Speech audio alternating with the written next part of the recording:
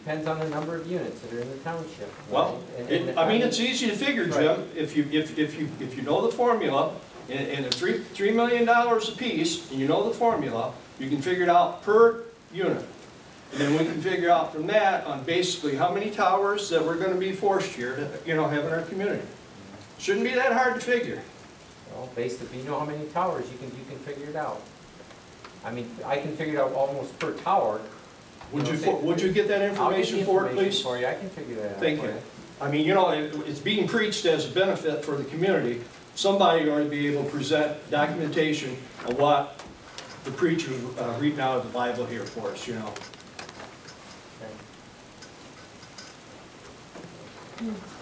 Yeah, I'm Russ Mead from the township.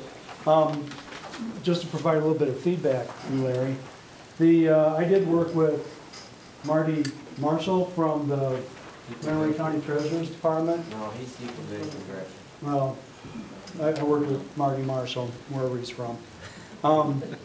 Anyhow, it was specifically on property tax issues. And you're right, this equipment, the wind turbines, are going to be taxed based on what's called industrial personal property. And there's a schedule, whatever they cost, and then there's a schedule that's applied, and there's a specific schedule set up for wind turbines. And what it is that they establish what the cost was of the turbine, and then the equalized value is like 50% of that.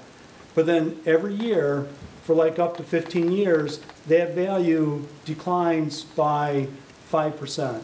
And it comes down to a total value, after a certain point, then the taxable value is only 30% of what it started at.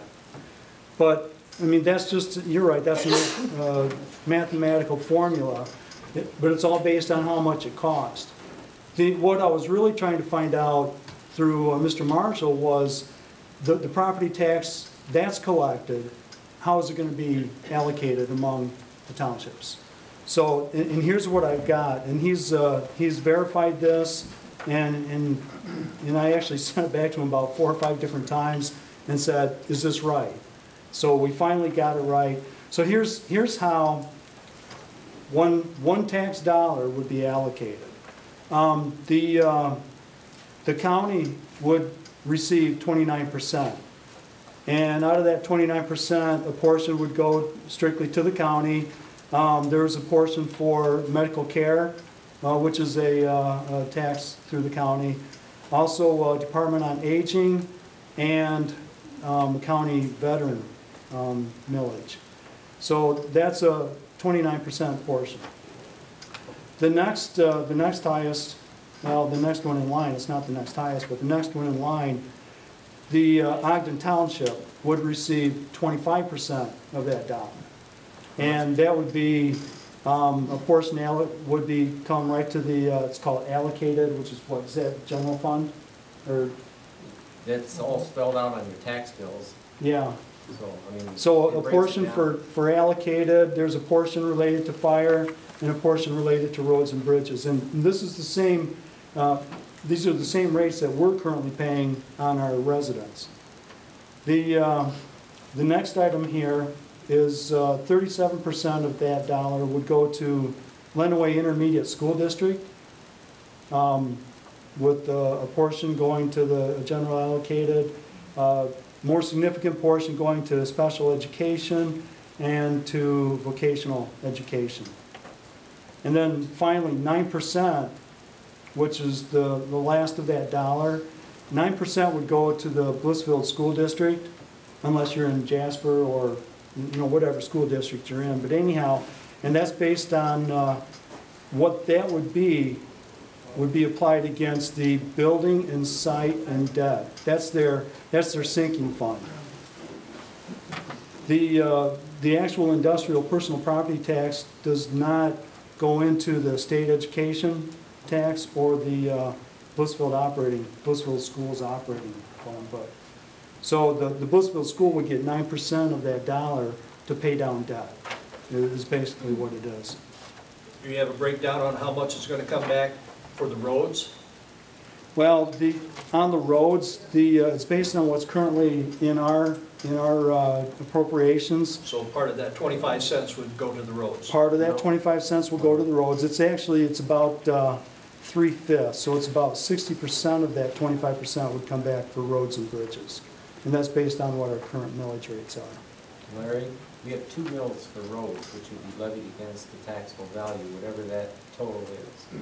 Same as on our properties that we have.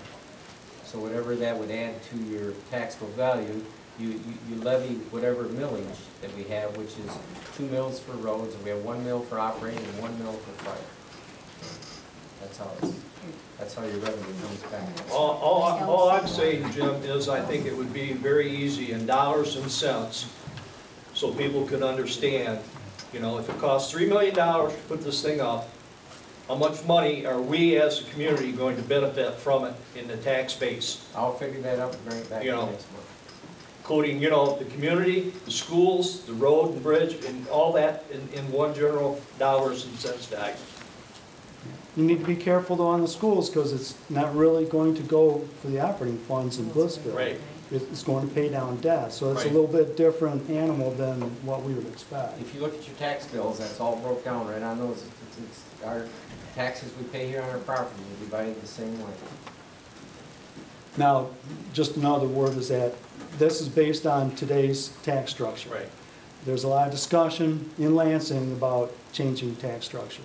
And that's all I'm gonna say, because we don't know what's gonna happen, but these numbers are just based on what we have today. Russ, what will if that bill passes, what will that do to personal property tax? My understanding is that if the Senate Bill 34, which is the one that I think's, having the most publication, but if that passes, then that would eliminate the property tax on industrial facilities like this. And all the profit from it, correct? Well, it would eliminate the tax liability for the wind, operating companies.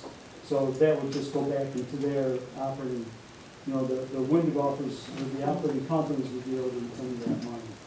Unless there was another tax that was enacted that would replace the personal property tax. There'll never be a cut, there'll be a shift. And the governor's got to do something. If he takes that one away, he's going to have to figure out how he's going to replace it, so. Josh Van Camp, Ogden Township. First off, just real quick, I wanted to extend an invitation to the board here. I've got 5 copies of the flag. I could pass that on each one on the board.